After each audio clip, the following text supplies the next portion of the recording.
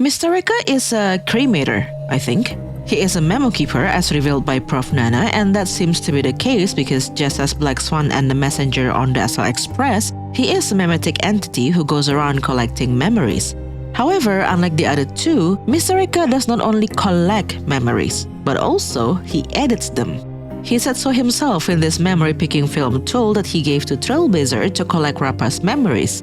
Black Swan's opinion about him also suggests that they are on opposing sides in regards to their work. But I believe this little hint about his true identity could easily be missed because there was just too much banana brain rot in the latest Trailblazer Continuance mission. Too much. So what I'm gonna do now is quickly recap what happened in the quest, omitting all instances of that cursed banana song and analyze all the little hints that pointed towards Mr. Reka's identity. And we are starting right now.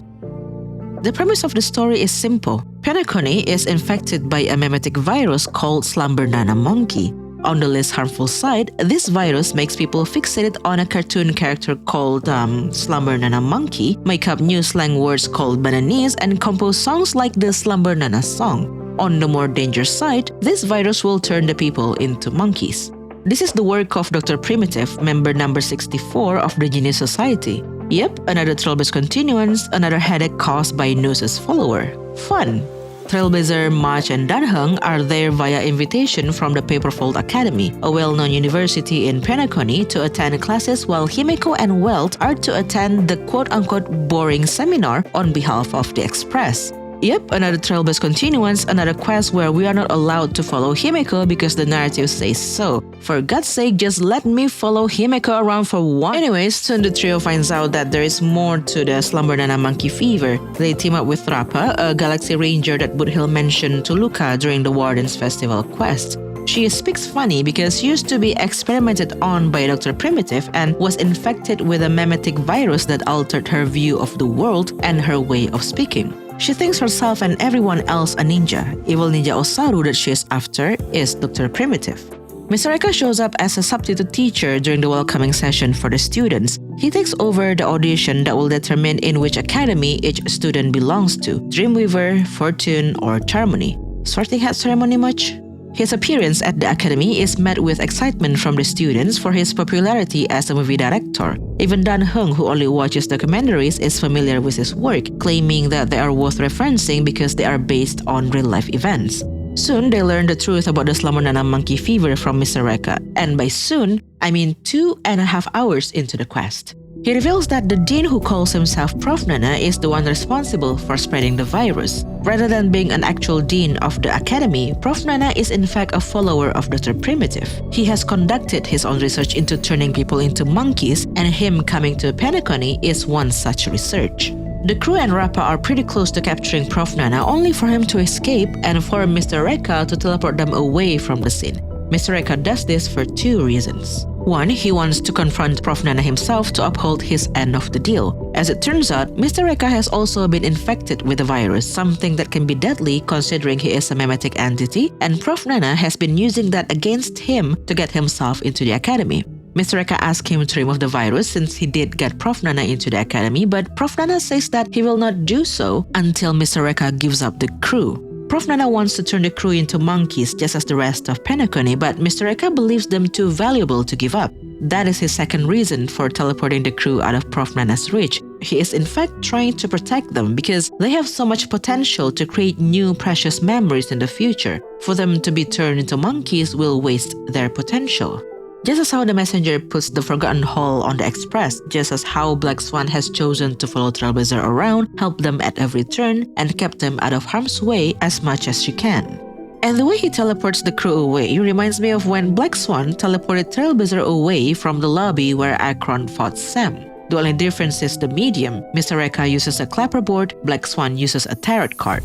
After explaining his reasoning to the crew, Mr. Reka suggests that they can use the virus that has been infecting Rappa to cancel out the Slumber Nana Monkey virus. Rappa seems to be unaffected by the Slumber Nana virus, and Mr. Reka believes it is because she has been infected by another virus. He then asks Trailblazer to enter Rappa's mind to retrieve the memory and to store it in a tool called Memory Picking Film. Trailblazer collects Rappa's memory, and with it they confront Prof. Nana once more, throwing the collected memory to cancel out the Slumber Nana Monkey virus. Prof. Nana escapes the scene before Rappa can make him spill Dr. Primitive's location to her, an information that apparently Mr. Eka knows about and is willing to give as a reward to Rappa at the end of the quest. The end. See how much simpler it is without the cursed banana song? Now, the hints about Mr. Eka's identity as a cremator are sprinkled all over this quest. From the fact that he's a director who makes movies based on real-life events, to the memory-picking film tool that he gave to Trailblazer to record Rappa's memory. Let's talk about those. Now, you might be thinking, how is it possible for Mr. Eka to be a cremator when the quest clearly states that he is a memo keeper? Well, technically, a cremator is a memo keeper. They are part of the Garden of Recollection. They live as memetic entities and traverse the universe to find and collect memories.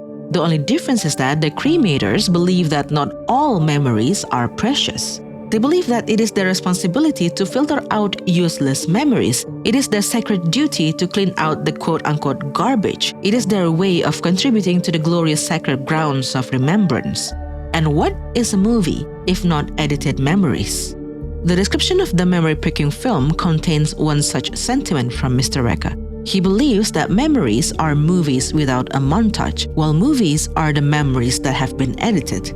The former is the raw material, the latter is art refined from it. He also expresses his displeasure about the other memo keepers' fixation on collecting mere memories and their lack of ability and enthusiasm on creating the latter. The sentiment is the complete opposite to Black Swan's own opinion about Mr. Eka. She says that while he is a great partner, she does not agree with his method and finds it hard to coexist with him.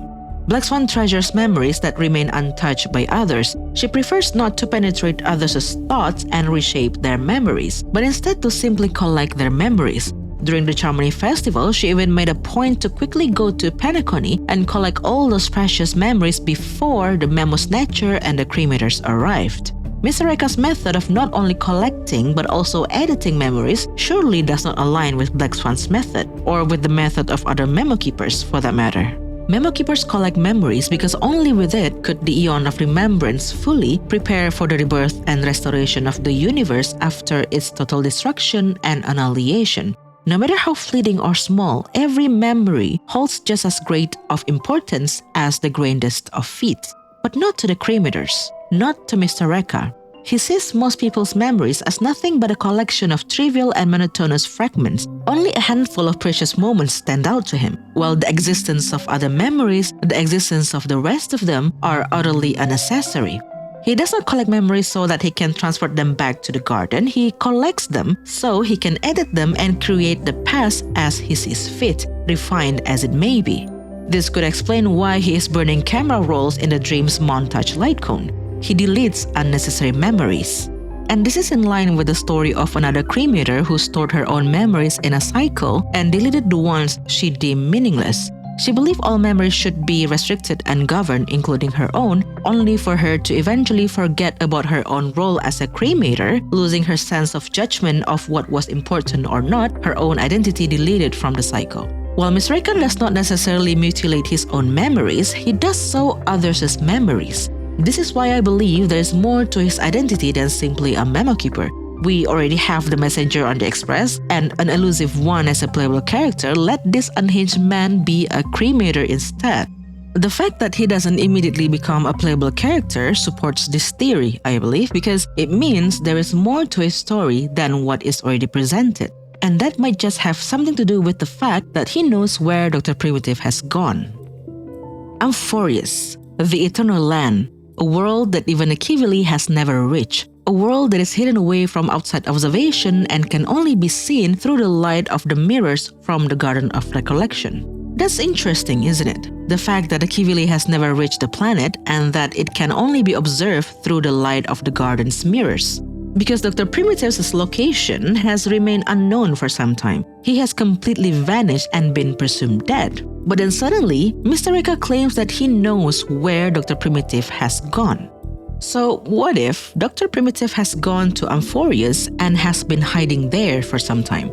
That is why he has completely vanished from the cosmos. He is hiding in a planet that is hidden away from outside observation, a planet that not even a Kivili has ever reached, a planet that can only be seen through the light of the garden's mirrors. That is how Mr. Rekka, a memo keeper, knows where he is.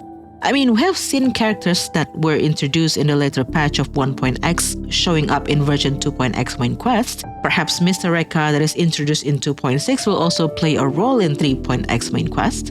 And that is when it will be revealed that he is in fact a cremator, and also when he will be released as a playable character. After all, in Simulated Universe, the effect that takes place when the Remembrance Blessing is triggered is called Aeonian River, Eternal River, Eternal Land. Remembrance will play an important role in Amphorius, I'm sure of it, and we will get more of the lore of the Memo Keepers and its rogue subgroup, the Cremators. We will get more of Mr. Rekka's lore too. And that's it for today's video. What do you think? Do you agree that Mr. Rekka is a cremator? Are you waiting for him to be playable? Thank you so much for watching. I will see you in the next one.